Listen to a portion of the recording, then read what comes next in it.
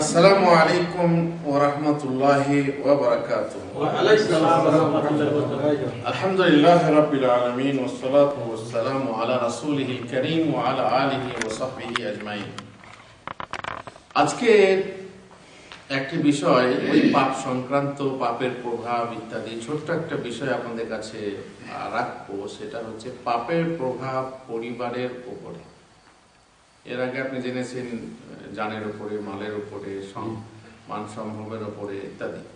আজকে বলবো পরিবারের উপরে, মানে পারিবারিক জীবনে, সাংসারিক জীবনে পাপের প্রভাব কিভাবে পড়ে, সংসারকে কিভাবে তছনছ করে দেয়, ধ্বংস করে দেয়। শুধু এগুলো সবারই জানা, এগুলো যারা সংসার করে তাদের সবাই জানা আছে, কিন্তু আমাদের এ ব্যাপারে শরীয়ত আমাদের কি বলছে, কিভাবে সতর্ক করছে, শুধু সেইটুকু জানানোর জন্য। পিতা মাতা, স্ত্রী, সন্তান নিয়ে পরিবার গঠিত হয়। এই পরিবারের সুখ নিশ্চিত করেছে ইসলাম। ইসলাম বলেছে যে হ্যাঁ, তোমরা সুখে বাস করো, কষ্ট করতে হবে না, কষ্ট করো না। আর সুখ শুধু টাকা পয়সাতে হয় না। সুখ শান্তি আপোষের মিলনে, আপোষের সৌহার্দ্যে, আপোষের ভালোবাসাতে আপনার সুখ শান্তি হয়। বর্তমান পরিবেশে সুখ শান্তি আস্তে আস্তে কমে যাচ্ছে। কেন জানেন? কারণ বর্তমান যে পরিবারের যারা সদস্য থাকে তারা আস্তে আস্তে কি হয়ে যাচ্ছে, দূরে সরে যাচ্ছে। আগে লেগে থাকতো, আগে মা বাপের কাছে বসে ছেলেরা মেয়েরা গল্প করত। এখন যদিও কোনো কোনো জায়গায় বসে, সামনে বসে আছে, কিন্তু তার ব্রেন আছে কোথায়? বাইরে। কিভাবে? সে নেট নিয়ে পড়ে আছে, সে বন্ধুদের সঙ্গে চ্যাট করছে, কিংবা সে ইন্টারনেট নিয়ে বিভিন্ন রকমের জিনিস দেখছে। অথচ বাবা মায়ের সামনে বসে আছে বা দাদা দাদির সামনে বসে আছে। আর অনেক ছেলে মেয়ে আছে যারা একদম বিচ্ছিন্ন, গেল নিজের রুমে ঢুকে গেল, বাস সে আমরা নিজের ওই নেট নিয়ে। এখন বর্তমান যুগে এরকম হয়ে গেছে, এমনকি শুনছি বহু জায়গা থেকে খবর আসছে যে মা কেমন আছে সেটাও নেটের মাধ্যমে জানছে।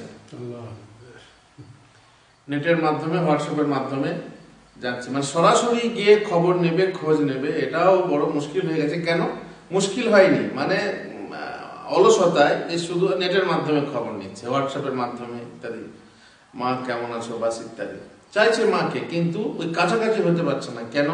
মানে নেট এমন করে দিয়েছে মানুষকে যে মানুষ একদম খোঁড়া হয়ে গেছে, মানুষ একদম বিচ্ছিন্ন হয়ে গেছে, এক অপর থেকে সংযোগ ছিন্ন হয়ে গেছে।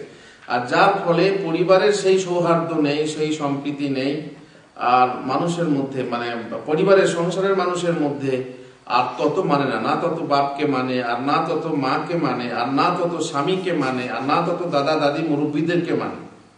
মানাটা কমেই গেছে। আগে আলেম ওলামাদেরকে বহু শ্রদ্ধা করতো, এখন দেখবেন যে শ্রদ্ধা করে না। এখন তো মশলা নিয়ে, একটা মশলার খেলাফ হলেই তো হুজুরের পেছনে নামাজই পড়বে না।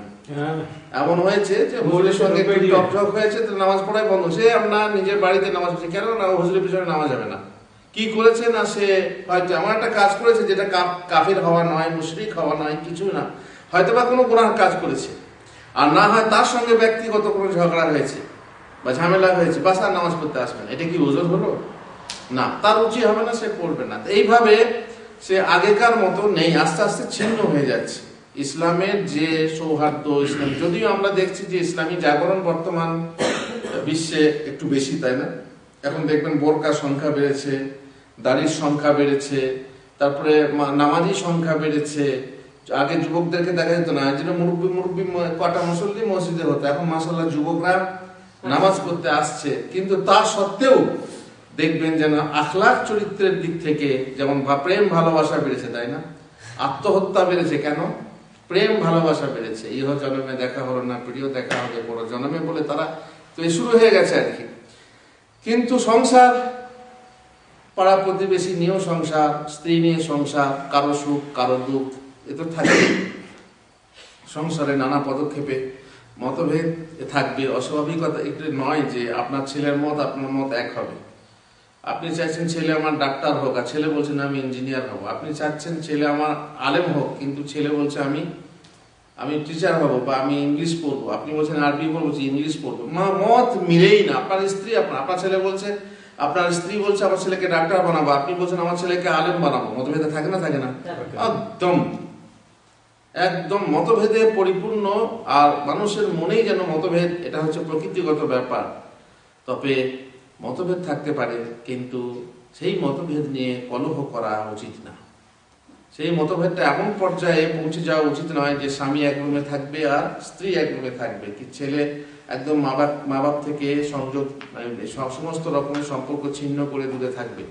মতভেদ থাকুক, বিশেষ করে মা বাপের সঙ্গে সম্পর্ক রাখা জরুরি, এবং তাদের থেকে বিচ্ছিন্ন হওয়া মোটেই জায়েজ না, যদিও মা বাপ কাফের হয়। কারণ কাফের মা বাপের জন্য, মুশরিক মা বাপের জন্য কোরআনে আল্লাহ তাআলা কি বলছেন, ওয়াসাহিবহুমা ফিদ দুনিয়া মারুফা, দুনিয়াতে, কারণ আখিরাতে তো পাবে না, আখিরাতে তুমি মা বাপ পাবে না, কারণ ওরা হচ্ছে মুশরিক। কিন্তু দুনিয়াতে যেহেতু তোমার জন্মদাতা, তোমার জন্মদাত্রী, তাদের থেকে বিচ্ছিন্ন থাকতে পারো না, দুনিয়াতে তুমি তাদের সঙ্গে সৎভাবে বাস করো। ওয়াসাহিবহুমা ফিদ দুনিয়া মারুফা, এর থেকে বিচ্ছিন্ন হন। আমার বাপ নামাজ পড়ে না, আমার বাপ মাজারে যায়, তা বলে আপনি বাপকে ছেড়ে চলে যাবেন না, এটা আপনার জন্য জায়েজ হবে না। ইসলাম চায় যে সংসারে সবাই যেন একসঙ্গে সুখে বাস করে, সংসারে সকলে যদি পাপ ও অবদ্ধাচরণ থেকে বিরত থাকতে পারে, তাহলেই সেই সংসার সুখী সংসার হয়। নচেত তাদের সে ঘরে সুখ পাখি বাসা বাঁধে না। কেউ মানে ইসলামকে, কেউ মানে না, তবু দেখবেন যে হচ্ছে না। পরিবারের সকলকেই বা সকলেই পাপ বর্জন না করলে শান্তি আসে না। উদাহরণস্বরূপ, ট্রাফিক রুলস জানেন আপনারা? ট্রাফিক রুলস প্রতি দেশেই আছে, কোন দেশে বেশ শক্তভাবে মানা হয়। যেমন এই দেশে দেখছেন ট্রাফিক যেখানে ইশারা থাকে, লোকজন থাকে না, কিন্তু ইলেকট্রনিক ইশারা লাগানো আছে, ইলেকট্রিক, তো সেই ইশারার মতোই চলছে। লাল হলে যাবে না, সবুজ হলে যাবে, এটা মানছে। যদি কিছু মানে আর কিছু না মানে, তাহলে কি যে জন্য ইশারা লাগানো হয়েছে, ইশারা তো অনেকে বুঝবে না, সিগন্যাল আর কি, সিগন্যাল। তো এই সিগন্যাল যদি লাগানো থাকে, কিন্তু সেই দেশের লোক কিছু মানে সিগন্যাল, কিছু মানে না, অ্যাক্সিডেন্ট থেকে বাঁচা যাবে? যে জন্য সিগন্যাল লাগানো হয়েছে তার উদ্দেশ্য কি সাধিত হবে? মোটেই না। সবাইকে মানতে হবে, তবে এই সিগন্যাল, তবে এই ইশারা আপনার কাজে দেবে। স্বামী নামাজি, স্ত্রী নামাজি নয়। স্বামী ইসলাম মেনে চলে, স্ত্রী মানে না, কিংবা স্বামী ইসলাম মানে না, স্ত্রী ইসলাম মেনে চলে, শান্তি হবে? শান্তি হবে না। তেমনি মা বাপ, ছেলে মেয়ে, ভাই বোন সব একই কথা। ট্রাফিক সিগন্যালের মতো সবাইকে ট্রাফিক রুলস মেনে চলতে হবে। সকল ড্রাইভার যদি সে সব রুল মেনে গাড়ি না চালায়, তাহলে দুর্ঘটনা এড়ানো সম্ভব নয়। দুর্ঘটনা ঘটবেই, অবশ্যম্ভাবী হয়ে যাবে, দুর্ঘটনা ঘটবেই। পিতামাতা যদি সন্তানের তরবিয়াতে ইসলামের নিয়ম নীতির অনুসরণ না করে, সন্তান যদি পিতামাতার অবাধ্যাচরণ বর্জন না করে, দেখুন আমার তারবিয়াত দিলেই যে ইসলাম মাইন্ডের হবে তা কোনো জরুরি না। এই জন্য আমরা দেখি যারা বলে যে বংশ ভালো হলে ছেলে মেয়ে ভালো হয়, এ কথা আম কথা, এটা কিন্তু জরুরি না, তাই না? খারাপ বংশ হলে ছেলে মেয়েরা কি হয়? খারাপ হয়, তারবিয়াত খারাপ হয়। কিন্তু আমরা জানি যে ভালো ঘরেও খারাপ ছেলে মেয়ে হয়, আর খারাপ বংশে খারাপ ঘরেও ভালো ছেলে ভালো মেয়ে হয়। গোবরে পদ্ম ফুল হয়, গোবরে পদ্ম ফুল জানেন তো? যে সার করে গোবর, চারিদিকে গোবর, কিন্তু ফুটে উঠেছে মাশাআল্লাহ পদ্ম ফুল, এরকমও হয়। আর আপনার চারিদিকে কি বলে আপনার পোলাও, আর মাঝখানে পচা মাংস, এটাও হয়। তো দুই রকমই হতে পারে, কিন্তু আম নীতি হলো যে আপনি আপনার রুলস পালন করে যাবেন, আপনি আপনার তারবিয়াত দিয়ে যাবেন, তারপরে যার হবার তো হবে। আপনাকে চেষ্টা রাখতে হবে যে আমার ছেলে মেয়েরা ভালো হোক, এই তারবিয়াত দিতে হবে। যদি পিতা মাতার অবাধ্যাচরণ বর্জন না করে, স্বামী যদি স্ত্রীর ব্যাপারে ইসলামী বিধিবিধান মান্য না করে, স্ত্রী যদি স্বামীর অবাধ্যাচরণ থেকে বিরত না হয়, তাহলে বলুন কিভাবে সে পরিবারের বাগানের সুখের ফুল ফুটবে? সুখের ফুল তখন হয়ে যাবে আকাশ ফুল, আকাশ কুসুম। পিতা বা মাতার অথবা উভয়ের পাপের ফলে সন্তানরা ছন্ন ছাড়া হয়। বাপ মা দেখবেন কি করছে, তারা পাপ করছে, অটোমেটিকলি ছেলে সন্তানরা কি হবে? পাপ করবে। মদখোর যদি হয়, এরাও মদ খাওয়া শিখবে, বিড়ি সিগারেট বাবা খাচ্ছে, তো ছেলে মেয়েরাও সেই রকম কুচরিত্রের দিকে ঢলে যাবে। আর কি বলে আপনার শাশুড়ি যদি দাঁড়িয়ে মতে, তাহলে বউ কি করে মতবে? পাক দিয়ে ঘুরে ঘুরে মতবে। এটা স্বাভাবিক, এইভাবেই হয়। ছেলে মেয়েরা পাপের আগুন টেনে এনে সুখের সংসারকে ভস্মীভূত করে। মহান আল্লাহ মিরাস বন্টনে পাপময় হস্তক্ষেপ হলে বিদ্বেষ ও কলহের ঝড় আসে। মিরাসের ব্যাপারে এবার একটা একটা করে দেখুন। যদি মিরাসের ব্যাপারে, আমরা একটু আগে আলোচনা করছিলাম মিরাসের ব্যাপারে, একজন লোকের মাত্র একটা মেয়ে আছে, সে চাইছে আমার ভাইদেরকে বঞ্চিত করব, ফলে সে নিজ সমস্ত সম্পত্তি কার নামে লিখে দিচ্ছে? মেয়ের নামে। সম্পত্তি কিনছে বইয়ের নামে।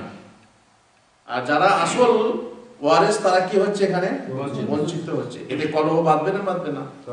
স্বাভাবিক বাঁধবে। আপনার দুটো ছেলে আছে, এক ছেলের নামে সম্পত্তি দিচ্ছেন বেশি, এক ছেলের নামে দিচ্ছেন না, তাই না? অথচ যে ওয়ারিশ হবে তার নামে সম্পত্তি লেখা মোটেই বৈধ না। অনেকে বইয়ের নামে সম্পত্তি দেয়, যাই হোক কোনো কারণে দেয়, কিন্তু বৈধ অবৈধ খেয়াল করা হয় না। ফলে কি হয়? সেই সংসারে নানা রকমের কলহের ঝড় ভেসে উঠে, এসে যায় ভাই ভাই দ্বন্দ্ব, ভাই বোনের দ্বন্দ্ব। এ তো দেখাই যায়, শোনাই যায়। সাংসারিক কাজকর্ম বা জমি জায়গা নিয়ে ভাই ভাই দ্বন্দ্ব সংসারকে রণক্ষেত্রে পরিণত করে। গৃহস্থালী কাজ নিয়ে শাশুড়ি বইয়ে কলহের সংসার জাহান্নামে পরিণত করে। কোন সংসারে চলে বধূ নির্যাতন, আর কোন সংসারে চলে শ্বশুর শাশুড়ি নিগ্রহ। দুরকমই আছে, তাই না? শুধু যে বউকে নির্যাতন করা হয়, বধূ নির্যাতন হয় তা নয়, বরং এমনও বউ আছে, জান্দারের বউ, শাকচুন্নি বউ, যে শ্বশুর শাশুড়িকে জব্দ করে, শ্বশুর শাশুড়িকে জব্দ করে রাখে। শাশুড়িকে উঠে বসে, শ্বশুরকে যা বলে তাই করে। বাড়ির কাপড় ধোয়া থেকে, বাড়ির কাজকর্ম করা থেকে সে কে করায়? শ্বশুর করায়, বউ করায়।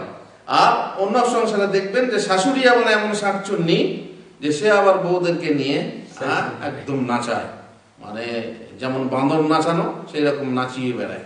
তো দুরকমই হতে পারে, কিন্তু সেই সব সংসারে সুখ বলতে থাকে না কিছুই। মেনে ও মানিয়ে চলার পদ্ধতি না মানার ফলে সুখের ফুল বাগানে দুঃখের তুফান আসে। নিশ্চয়ই তাদের কোনো না কোনো পাপ থাকে, কোনো অবাধ্যাচরণ থাকে বা ঔদ্ধত্য থাকে, কোনো হটকারিতা থাকে, অথবা হিংসা থাকে বা অহংকার থাকে। কোন সংসারে অবৈধ সম্পর্কে, সব এগুলো পাপ। যে কথাগুলো বলা হচ্ছে সব এগুলো পাপ। কোন সংসারে অবৈধ সম্পর্কের জেরে অশান্তির সর্বনাশী তুফান আসে। অবৈধ সম্পর্ক কিরকম? ব্যাপক ধ্বংসলীলা চালিয়ে দূর থেকে ভ্রুকুটি হানে এই অবৈধ সম্পর্ক। পাপের দাপটে পুণ্যের সংসার কম্পাসহীন জলজাহাজের মতো মাঝ সমুদ্রে ভাসতে থাকে। বোন বা মেয়ে মানুষ করার পর বেরিয়ে যায়, আত্মহত্যা করে। একটা মেয়েকে আপনি মানুষ করছেন, আগলে আগলে রাখছেন, ছোট থেকে গলায় বুকে লাগিয়ে তাকে মানুষ করলেন, তাকে পড়াশোনা করালেন, তাকে ইঞ্জিনিয়ার বানালেন, ডাক্তার বানালেন, বড় শিক্ষিতা বানালেন। শেষকালে বিয়ের সময় বলছে কি, আমাকে নিজের মতো জীবন করতে দাও বাবা, এ ব্যাপারে তোমার কোনো কি নেই, এ ব্যাপারে তোমার কোনো হস্তক্ষেপ করার অধিকার নেই। I am adult. বাপকে ফাঁকি দিয়ে, যে বাপ এত কষ্ট করে এত মেহনত করে পড়াশোনা করালো, আগলে আগলে রাখলো, সেই মেয়ে বাপের বুকে লাথি মেরে বাপের দাড়ি ছিঁড়ে নিয়ে গিয়ে এক ছেলের সঙ্গে বেরিয়ে যায়। কোন কোন মতে আছে যে মেয়ে নিজের মতে বিয়ে করতে পারে, বিয়ে হয়ে যায়। কিন্তু সঠিক মতে যে মেয়ে নিজের অভিভাবকের অনুমতি ছাড়া বিয়ে করে তার বিবাহ বাতিল, বাতিল, বাতিল। আইয়ুমা ইমরাতিন নাকাহাত নাফসাহা ফানিকাহুহা বাতিলুন বাতিলুন বাতিল। এটা রাসূলুল্লাহ সাল্লাল্লাহু আলাইহি ওয়াসাল্লামের কথা। মা বাপকে, মায়ের কথা তো সমস্যা নেই, কিন্তু বাপের অনুমতি ছাড়া যে মেয়ে বিয়ে করে তার সংসার হচ্ছে ব্যভিচারের সংসার, জিনার সংসার। আর তার ফলে বাপ যতদিন না মেনে নিয়েছে, মেনে নিলে তো তখন আর বিয়ে পড়াতে হবে, তাই না? আর মেনে না নিলে বুঝতেই পারছেন, সে মেয়ে বাস রসিক নাগর পেয়েছে, নাগরের সঙ্গে বাস করছে। বাপ কোথায় আর মা কোথায়? যার সঙ্গে, যাদের কোলে পিঠে মানুষ হলো, এদের মনে কি শান্তি থাকে? কোনোদিন না। সাময়িক সুশ্রুতিতে একজন রসিক নাগরকে তুমি ভালোবেসে তার সঙ্গে চলে গেলে ঠিকই, কিন্তু মা বাপকে কি ভুলতে পারবে? বলে না, আমার প্রেম, আমার কোরবানি, দোস্তি কোরবানি চাহতি হ্যায়, ভালোবাসা মহাব্বত কোরবানি চাহতি হ্যায়। মানে কোরবানি ছাড়া ভালোবাসা হয় না। তো কোরবানির বকরাটা কে, বকরিটা কে? মা আর বাবা। মায়ের বাবার গলায় ছুরি চালিয়ে এই মেয়ে কি করে? মহাব্বত কি করে? প্রেম ভালোবাসা অনির্বাণ করে, অনির্বাণ। বুঝলেন? তো এইরকমই ছেলেকে আপনি মানুষ করলেন, সবকিছু করলেন, আপনার বোনও এরকম করতে পারে, আপনার ভাইও এরকম করতে পারে, যাকে সুন্দর করে মানুষ করে আগলে আগলে রেখে চাইলেন যে সে ভালো হোক, দেখা গেল কি সে এমন একটা কাণ্ড করে বসলো যে হয়তোবা প্রেম ভালোবাসার মাধ্যমে সে এমন কাজ করলো যে শেষকালে সে আত্মহত্যা করলো। হয়তো প্রেমে প্রত্যাখ্যাত হয়েছে, ধোকা খেয়েছে, আত্মহত্যা করলো। তখন গেল কা এত টাকা পয়সা খরচ করে তাকে পড়াশোনা করানো হলো, তো শেষকালে সেই মেয়ে বা সেই ছেলে আত্মহত্যা করলো। ক্ষতি হলো কার? সংসারে। অনুরূপ ছেলে নিজের মতো বাঁচার অধিকার চেয়ে তারা বিয়ে করে। মা বা স্ত্রী যদি পরকীয়া হয়, মা যদি পরকীয়া করে, বাপ যদি পরকীয়া করে, স্বামী যদি পরকীয়া হয়, স্ত্রী যদি নেই, থানা পুলিশ শেষ পর্যন্ত কোর্ট, জেল, খুন, আত্মহত্যা, যত রকমের আপনার দুর্ঘটনা অঘটন সব ঘটে যায়। আর শেষ পর্যন্ত এমন জায়গায় গড়ায় যে সংসারে সমস্ত শান্তি নষ্ট হয়ে যায়। জেলে কি আর কি শান্তি আছে? না খুনে শান্তি আছে, না কোর্টে শান্তি আছে। তাই তো ইসলামের নির্দেশ হলো পরিবারের ব্যাপারে, পরিবারের প্রধানের কাছে তাকেই বলা হলো ইয়া আইয়ুহাল্লাযীনা আমানু কু আনফুসাকুম ওয়া আহলিকুম নারা। হে ঈমানদাররা, যারা ঈমান এনেছো শোনো, এবং পরিবারের প্রধান যারা তারা শোনো। পরিবারের প্রধান কে? কে দায়িত্বশীল? পরিবারের দায়িত্বশীল কে? আলা কুল্লুকুম রাঈন ওয়া কুল্লুকুম মাসউলুন আন রাইয়াতি। শোনো, শুধু বাপ মা না, তোমাদের প্রত্যেককেই হচ্ছে দায়িত্বশীল। প্রত্যেককেই দেই, তোমাদের প্রত্যেককেই দায়িত্বশীল, আর প্রত্যেককেই তার দায়িত্বশীলতা সম্পর্কে কাল কিয়ামতে কি করা হবে? জিজ্ঞাসা করা হবে। ছেড়ে কথা কওয়া যাবে না। বাড়িতে মুরব্বী আছে, সে বুঝবে। তোমার বোন কি করে বেড়াচ্ছে, বাবা আছে, সে বুঝবে। আর তোমার কিছু দায়িত্ব নেই? নিশ্চয়ই। আপনারা ফেসবুকে দেখবেন, হোয়াটসঅ্যাপে দেখবেন, মাঝে মাঝে একটা মেসেজ আসছে যে একটা মেয়ে জাহান্নামে গেলে, বেপর্দা হয়ে জাহান্নামে গেলে তাকে 4 জনকে নিয়ে যায়, তাই না? শুধু 4 জনকে নিয়ে যাবে?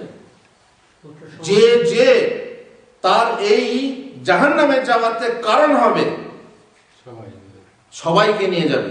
আর এই 4 জন, তার মধ্যে 4 জনের যে উল্লেখ করা হয়েছে এটা কোনো হাদিস না। ওই যে হাদিস বলে চালাচ্ছে লোকে, কিছু লোক আছে যে বুখারী লিখে দিচ্ছে। আবার তারা বোঝে না যে বুখারী মানে হাদিস মানে বুখারী, আর কি লিখে দিচ্ছে বুখারী। এত সহজ তাদের কাছে, মানে এই প্রচারটা মনে করছে খুব ভালো। আবার বলছে শেয়ার করুন, আবার বলছে প্রচার করুন। আল্লাহু আকবার! কত বড় মিথ্যুক এই মিথ্যুক, যে যার মিথ্যুক চলে যাচ্ছে। যাই হোক, কথা হলো কি যে পরিবারের প্রত্যেককে দায়িত্বশীল। আপনি দায়িত্ব থেকে এড়িয়ে চলবেন তা কিন্তু হবে না। প্রত্যেককে দায়িত্বশীল। প্রথমে মা বাবা দায়িত্বশীল, তারপরে স্বামী দায়িত্বশীল, স্ত্রী দায়িত্বশীলা, তারপরে আপনার সবাই, ভাই বোন সবাই দায়িত্বশীল। নিজের যে দায়িত্ব তাকে পালন করতে হবে। তো শোনো, তোমরা নিজেদেরকে বাঁচাও আর নিজেদের পরিবারকে বাঁচাও। কোত্থেকে বাঁচাও? নারাও ওয়াকুদুহান নাসু ওয়াল হিজারা। এমন জাহান্নাম থেকে বাঁচাও যে জাহান্নাম উইদ্দাত লিল কাফিরিন, কাফেরদের জন্য প্রস্তুত রাখা হয়েছে। এমন জাহান্নাম থেকে নিজেদেরকে বাঁচাও যার ইন্ধন হবে মানুষ এবং পাথর। ইন্ধন মানে কি? জ্বালানি। জ্বালানি কিসের? মানুষ এবং পাথর। এই মানুষ দিয়েই জাহান্নামকে জ্বালানো হবে, জ্বলতে থাকবে। কুল্লামা নাদিদাত জুলুদুহুম বাদদালনাহুম জুলুদান গায়রাহা লিয়াযুকুল আযাব। চামড়া পুড়ে যাবে আর ভিতর থেকে নতুন চামড়া গজাবে। এটা কি সমস্যা আল্লাহর কাছে? সূর্য জ্বলছে কোটি কোটি বছর, তাই না? কি জ্বলছে, কি পুড়ছে, শেষ হয় না। তেমনি জাহান্নামে মানুষের চামড়া পুড়তেই থাকবে, কোটি কোটি কোটি কোটি অনন্তকাল জ্বলতে থাকবে। যখনই চামড়া উপরে চামড়া পুড়ে যাবে, নিচের থেকে ভিতর থেকে আবার নতুন চামড়া গজাবে, লিয়াযুকুল আযাব, শাস্তি ভোগার জন্য।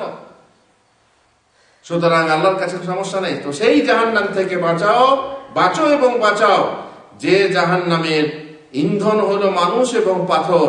শুধু তাই না, আলাইহা মালাইকাতুন গিলাযুন শিদাদ। সেই জাহান্নামে নিয়োজিত আছে নির্মম হৃদয়, কোনো কথা শুনবে না। দয়া করো দয়া করো, এ দয়া তোমার কান্না কেউ দেখবে না, দয়া শুনবে না। কঠোর স্বভাব ফেরেশতাগণ, যারা আল্লাহ যা তাদেরকে আদেশ করেন তা অমান্য করে না। লা ইয়াসুনাল্লাহু লা ইয়াসুনাল্লাহ মা আমারাহুম, আল্লাহ তাআলা লা ইয়াসুনাল্লাহ মা আমারাহুম, আল্লাহ তাআলা যা আদেশ করবেন তারা তাই শুনবে, মানুষের কথা শুনবে নাকি? না না না না। قال يا مالك ليقضي علينا ربك قال إنكم ماكثون। জাহান্নামের দরজাকে বলা হবে যে এই মালিক,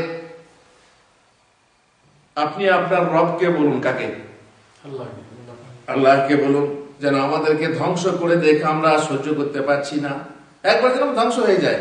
কিন্তু জাহান্নামে কি ধ্বংস হবে কেউ? সুম্মা লা ইয়ামুতু ফিহা ওয়ালা ইয়াহইয়া, না ধ্বংস, যা মরে যাবে আর না তারা বাঁচবে, এমন অবস্থা হবে জাহান্নামে। মালিক বলবেন ইয়া ইন্নাকুম মাকিসুন, তোমরা এইভাবে চিরস্থায়ী আযাব ভোগ করার জন্য এখানে থাকবে, চিরকাল থাকবে। নাকি ফেরেশতার এখতিয়ার আছে যে একদিন হালকা করে দিই? না। হ্যাঁ, ইখাফিফান্না ইয়াওমা মিনাল আযাব, একদিন কমসে কম ছুটির দিন। যেমন আমরা কাজ করছি, কত কষ্ট করছি, মাঝরাতে রোদে ধুপে কাজ করছি, কাফিলকে বলে, মালিককে বলে একদিনের ছুটি পাওয়া যায়, তাই না?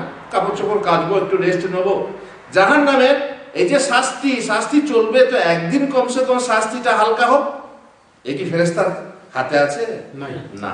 লা ইয়াসুনাল্লাহ মা আমারাহুম, আল্লাহ তাআলার আদেশ, সেই আদেশের লঙ্ঘন হবে না।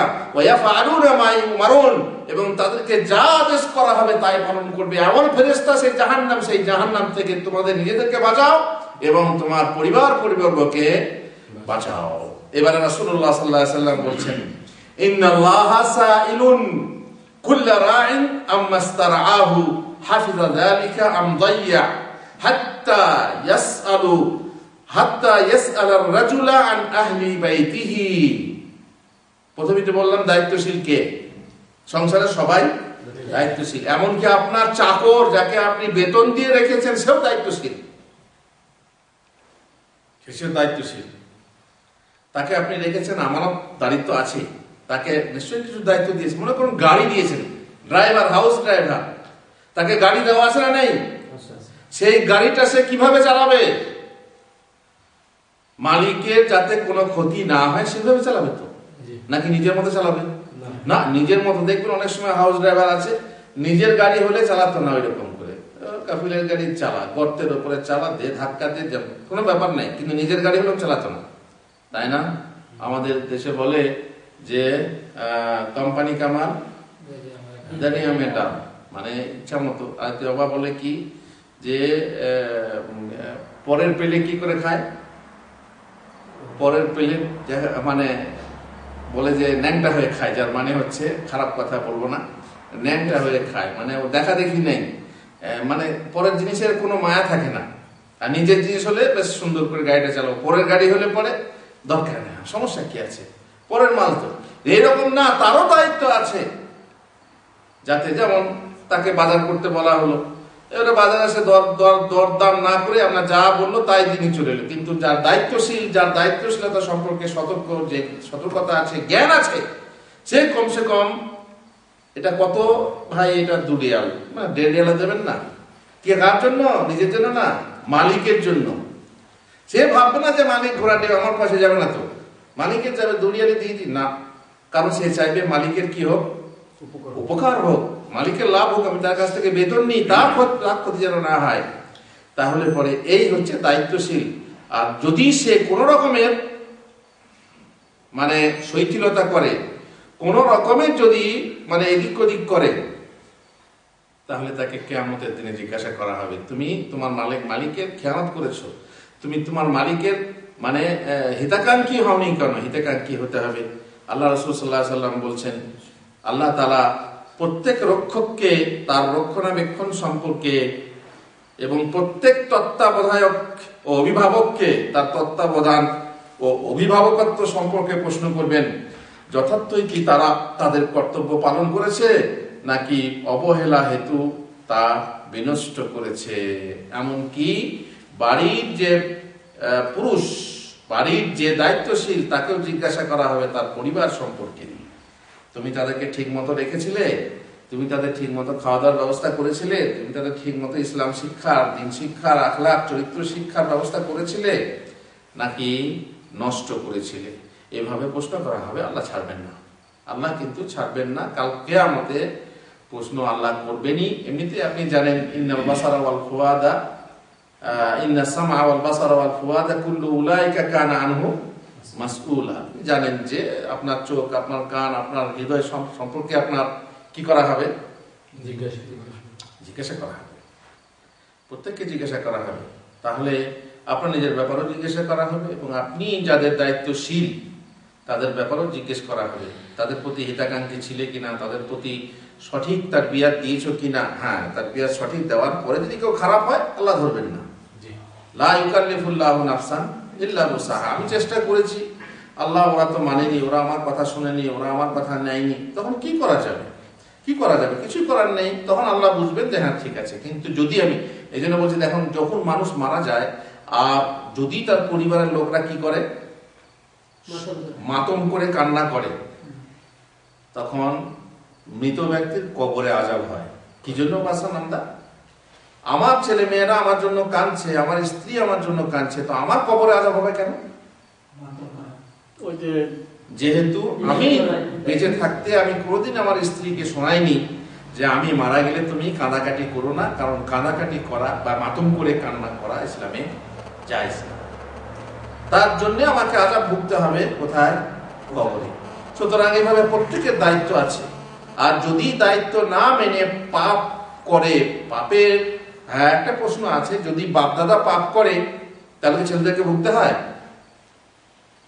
বাপ দাদা পাপ, কিছু পাপ এমন আছে যে বাপ দাদারা করে গেছে, তার মাসুল গুনতে হচ্ছে ছেলেদেরকে, হতে পারে। কিন্তু এমন নয়, মনে করুন আপনার একটা ছেলে বিকলাঙ্গ হলো, এটা কি আপনার কোনো বাপ কোনো দাদার পাপের ফল? না, এটা না। আপনার বাপ দাদারা এমন একটা কাজ করে গেছে যে কাজের ফলে আপনাকে শাস্তি ভুগতে হচ্ছে, সরকারি ভাবে বা যে কোনো ভাবে, সামাজিক ভাবে, পারিবারিক ভাবে, সেটা আলাদা কথা। কিন্তু এই নয় যে আমার বাপ, আমার দাদা বা আমার কোন পরদাদা কোন একটা পাপ করেছিল তাই আমার ছেলে বিকলাঙ্গ হলো না, এটা না। এটা কারো শাস্তির জন্য কিছু হয় না। এটা যে জন্ম নিয়েছে সে মা বাপের পরীক্ষা স্বরূপ, মা বাপের পরীক্ষা স্বরূপ, কোনো পাপের জন্য নয় যে তাকে এইভাবে শাস্তি দেওয়া হবে। সে বেচারা ইচ্ছা একটা জীবন, সে জীবন তো সে নিয়ে কষ্ট পাচ্ছে, তো তাকে কষ্ট দিয়ে অপরের পাপ কেন হবে? তো মোট কথা হচ্ছে ভুগতে হয়, কিছু গুনাহ আছে। এমন একটা কাজ করে গেছে যার শাস্তি কাদেরকে ভুগতে হচ্ছে? পরিবারকে। এটা কি শাস্তি? দুনিয়ার পারিবারিক সাংসারিক এই শাস্তি। এ নয় যে আল্লাহ তাআলা একজন পাপ করবে আর একজনকে শাস্তি দেবেন, তা নয়। লা তাজিরু ওয়াজিরাতুন বিজরা উখরা। একজনের বোঝ অপরজনের বোঝাবে না, একজনের শাস্তি অপরের শাস্তি। তাহলে এটা কবরের আযাবটা কেন হবে? তার এই দোষে, যেহেতু সে জীবনে থাকতে কোনোদিন বলে যায়নি, ওসিয়ত নসিহত কিছুই করেনি ছেলে মেয়েদেরকে বা স্ত্রীকে যে আমি মারা গেলে যেন তোমরা কান্নাকাটি করো না, কারণ এটা নিষেধ, নাজায়েজ। ঠিক এইভাবেই চিন্তা করেন, শুধু এইটা, বাকি অন্য জিনিসগুলো কল্পনা করুন। যেমন পর্দার ব্যাপারে বলা হলো, পর্দা করতে কোনোদিন বললেন না। তো সেই মেয়ে যখন জাহান্নামে যাবে তখন তো বলবো আমার বাপ আমাকে কোনোদিন বলেনি, আমার স্বামী আমাকে কোনোদিন বলেনি, বরং আমি যখন বাইরে যেতাম মাথায় ঘোমটা নিতাম, তো আমার স্বামী বলতে মাথায় কাপড়টা খোলো তো, এখন তুমি ঘরের বউ নাকি? আমার সঙ্গে গেলে কোঁচা করে শাড়ি পরে খালি মাথায় যেতে হবে। উল্টে স্বামী আমাকে উদ্বুদ্ধ করেছে বেপর্দা হতে, তাহলে সে স্বামী কি ছাড়া হবে? এইভাবেই প্রত্যেক জিনিসে নামাজ পড়তে করে আমাকেও নামাজ পড়তে বলেনি। ওয়ামুর আহলাকা বিসসালাত, তাই না? মানুষ কি বলে, মানুষ প্রত্যেককে বলে তুমি তোমার পরিবারকে নামাজ পড়তে বলো, নামাজ পড়তে বলো, তুমি আদেশ দাও যেন তারা কি করে, ওয়াস্তাবির আলাইহা, আবার তাতে সবুরও করতে হবে। নামাজ পড়ছে না ছেড়ে দিলাম তা না, ধৈর্য ধরে তার সঙ্গে কি করতে হবে, তাকে নামাজ পড়ানো শেখাতে হবে, নামাজ পড়ানো পড়তে আদেশ করতে হবে। আর যদি তা না করেন তো আল্লাহ কি ছেড়ে দেবেন? না। আপনার আমর বিল মারুফ ওয়া নাহই আনিল মুনকারের যে কর্তব্য আছে পালন না করলে আল্লাহ ছেড়ে দেবেন না। আর সে আপনারা জানেন যে ওই যে দুতলা বিশিষ্ট জাহাজ, উপরতলার লোকেরা নিচের তলার লোকেরা পানি আনতে যেত, তখন ডিস্টার্ব অনুভব করলো, বললো তখন কথা বলতে লাগলো, এরা তখন নিচে কি করতে লাগলো, ছেদ করতে লাগলো, ফোটা করতে লাগলো। ওরা বলছে কি ব্যাপারে, ওই যে পানি নিতে অসুবিধা হচ্ছে, তো পানিতেই হচ্ছে, ওখানে ফুটো করে দেবে, পানি নেবে, ব্যাস তারা না আরামসে পানি নেবে, যা করছে করুক, যে কাঠ খাবে সে আঙার রাখবে, তাই না? তো জাহাজটা ডুবে না ডুবে না? যদি এদের জ্ঞান নিয়ে না থাকে, এরা যদি ফুটো করে তোরা উপরতলায় আছিস, তোরা তো আস্তে বাধা দিলি, তো তারা যদি হাতটা ধরে তো সবাই বাঁচবে নাকি শুধু নিচের তলার লোকরা ডুববে, ওপর তলার লোকরা বেঁচে যাবে না, কেউ বাঁচবে না, শেষকালে সবাইকে ডুবতে হবে। মোট কথা হচ্ছে পাপের প্রভাব আছে সামগ্রিকভাবে সমাজে, সামগ্রিকভাবে দেশে, সামগ্রিকভাবে আপনার সংসারে, আপনার পরিবারে। সেই জন্য সবাইকে সতর্ক করতে হবে, থাকতে হবে, সতর্ক করতে হবে এবং এই পাপের প্রভাব থেকে বাঁচতে হবে। আল্লাহ আমাদেরকে তৌফিক দেন। রব্বানা আতিনা ফিদ দুনিয়া হাসানা ওয়া ফিল আখিরাতি হাসানা ওয়া কিনা আযাবান নার। রব্বানা হাব লানা মিন আজওয়াজিনা ওয়া যুররিয়্যাতিনা কুররাতা আয়ুন ওয়াজআলনা লিল মুত্তাকিনা ইমামা। ওয়া সাল্লাল্লাহু আলা নাবিয়্যিনা মুহাম্মদ ওয়া আলা আলিহি ওয়া সাহবিহি আজমাইন।